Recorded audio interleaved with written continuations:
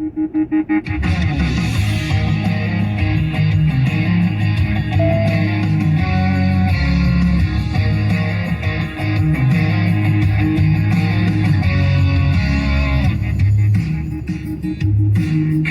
Uncle Sam accountable to you every day. Hannity is on. I-25 to the top of the hour, toll free. It's 800-941-SEAN. If you want to be a part of the program, ask yourself why it is the Democratic Party doesn't want voter ID. You need an ID for everything else in life. If you buy a beer, you need an ID. Buy a bottle of wine, you need an ID. Buy alcohol, you need an ID. I would imagine, Linda, probably all these weed shops that people support, you probably need an ID if you're going to buy, weed, whatever store in whatever legalized state it's in, right? I mean, I would assume so. The good thing is you'll be so high you wouldn't know the difference anyway. So that could say Scooby-Doo, they'd say, "Great, here you go. Here's your weed." Want to see your congressman or woman? You need a voter ID. Why do Democrats not want voter ID? Because the only reason I can think of is for nefarious purposes. Why is it that the state Supreme Court makes a ruling in Pennsylvania about the need to follow the law? All they ask for are those ballots, mail-in ballots, that are not dated, that are not signed, be put aside, and a decision would be forthcoming later. And last minute in comes, the Democrats and Fetterman, the trust fund brat in a hoodie, and I want to challenge that law. Why didn't you challenge it in the weeks leading up to it? Why didn't you challenge it after the Supreme Court decision? You had plenty of time to challenge it. But of course, now we're going to create chaos. And you got this whole issue going on out in the state of Arizona, and I can't even believe that even the Washington Post is looking at this. You can tell they want to tie it to election denial. It's not about election denial. It's about, okay, well, can we get to the bottom of why this is happening to 20% of the voting locations out in Maricopa County, by far the largest county, as everybody recalls, in the 2020 election? Is it really wrong that, if we have 40 plus of our states that are able to run elections smoothly with the results given the night of the election, why do we have to be told from Pennsylvania, Arizona, other places, well, we'll probably have 99% of the vote on Friday. Today is Tuesday. If 40 states can do it, 40 plus states can do it day of, why can't they? Why aren't they? Why is that? Why don't you want simple voter integrity measures? Why are you against voter ID? Why are you against signature verification? In other words, you have a database, people's signature, and you affirm that you are who you say that you are. Here's my license. Just like you need a license to buy a Juul pod or a pack of cigarettes, for crying out loud. I know, I would urge everybody not to smoke. Want to buy a cigar? Okay, you need an ID. You can't be under the age of, I think, 21. You need it for you want to see a congressman, want to see a senator, you need ID. It's that simple. Now, why would you be against that? Why would you be against updating the voter rolls every election year? Somebody give me a reasonable, rational explanation for this. Why is it that Democrats so quickly charge that Republicans somehow nefariously want to disenfranchise votes? I don't want to disenfranchise votes. I want voter integrity. I want to have confidence in the results, and I'd like to know on election night.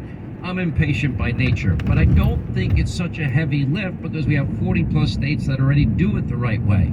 They don't have these questions. How did we get to election day and 20% of the tabulators, I don't even know what a tabulator is, to be very honest with you, aren't loading? Why is it that you have these last minute lawsuits to go against the Supreme Court decisions that happened days and days earlier? Why wouldn't you challenge it immediately if you really felt that this was unfair? Why is it's okay in 2020 not to have partisan observers, as the law requires in many states, observe the vote counting up close, start to finish?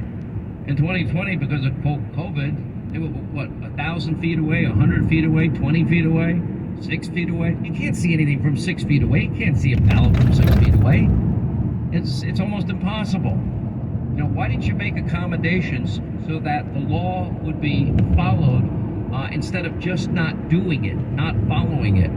If the state constitution in Pennsylvania allows for very limited instances in which people can vote by mail, how is it that rather than go through the more arduous process of a constitutional amendment, which would be the legal constitutional process to get there, well, why do you think it's okay for the state legislature to just decide that they know better than the state constitution and circumvent the process which would require a constitutional amendment? If you don't like it, fix it, follow the law, follow the Constitution. Not that complicated. You know, what it does is, unfortunately, it takes away people's confidence. And all of it is so easily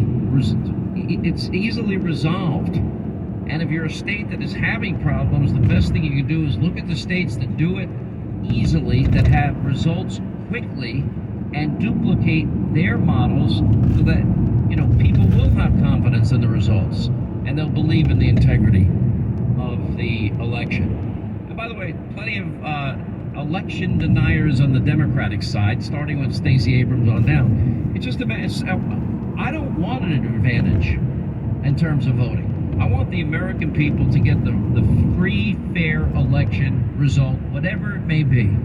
If my candidate wins, great. My candidate loses, that's fine. We'll live to fight another day. But shouldn't we know the night of, or the latest in the morning? Now, if an election, if we had day of voting, paper ballots, with exceptions for those that are elderly, hospitalized, whatever, people can vote absentee. People are going to be out of town, they can vote absentee. You have to make those considerations for people that want to participate in elections. Make it a national holiday, make them paper ballots.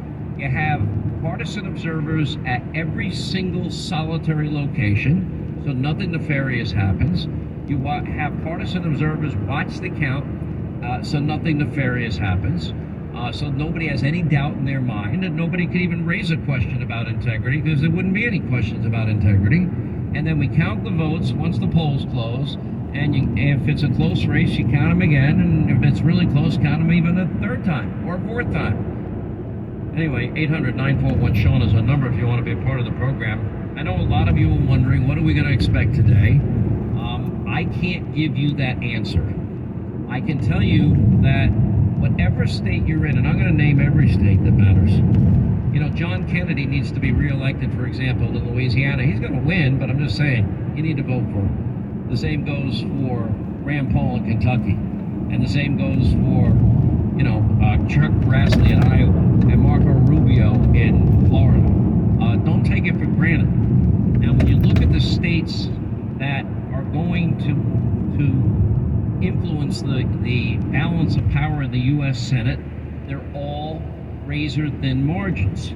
If you're in Georgia, get out and vote for Herschel Walker. If you're in North Carolina, we need you to vote for Ted Budd. If you want to stop the Biden agenda. Now, let me just backtrack here. If you're happy with a 41-year high of inflation, then vote for the Democrat. If you're fine with record high gas prices and a shortage of diesel fuel, and you're fine to pay at least 30% more, maybe higher, for your heating bills this year, on top of the Biden inflation cost estimated now to $7,200 per household, then vote for the Democrats. If you're fine with 4.5 million illegal immigrants entering this country, facilitated by Joe Biden and the radical Democrats, vote for the Democrats. If you're okay with defund, dismantle, no bail laws, vote for the Democrats. If you're okay with, you know, gender identity education, CRT education, and putting less emphasis on reading, writing, math, science, history, and computers, then vote for the Democrats. But the states, if you look at Georgia, North Carolina, New Hampshire with General Don Bolduc, I hear that turnout in New Hampshire is through the roof. He absolutely can win. And if you look at, you know, these other races that we've been following, Dr. Oz in Pennsylvania, it's a one-point race. Your vote's going to matter in Pennsylvania. Arizona, Lake Masters, it's going to matter in Arizona. And it's going to matter also in Nevada with Adam Laxalt. Then you can look at Tiffany Smiley, but then you can't forget J.D. Vance. We need